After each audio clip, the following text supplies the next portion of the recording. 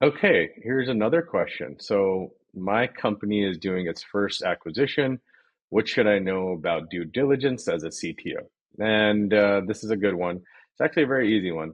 And if you are a CTO at some point, and if you're in some growing company, you probably end up having to do some acquisition. So, this is a very appropriate question.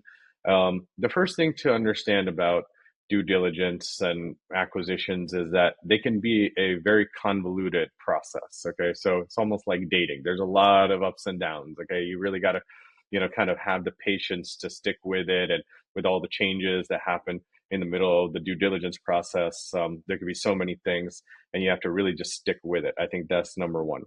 Number two is that for CTO doing due diligence on another CTO's work, it's easy to be judgmental about what they produce, their products, their technologies, and all of that. But if you are overly judgmental, it often just ruins the deal because you have to work with these people afterwards if you acquire them. So you can't be overly judgmental. You really have to be very agnostic and very just data oriented.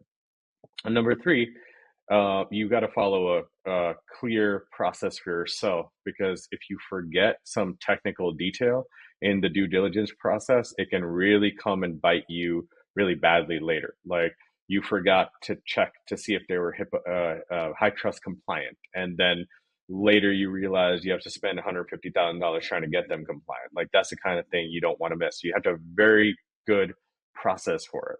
So let's recap. Number one, that it can be a lot of ups and downs in the due diligence process. So you have to really be patient.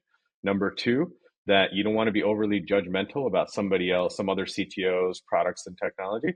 And then number three is that you want to follow a clear process because you don't want to forget any technical details. All right. So thanks for submitting the question. And if you want something answered, go ahead and submit it down in the comments below.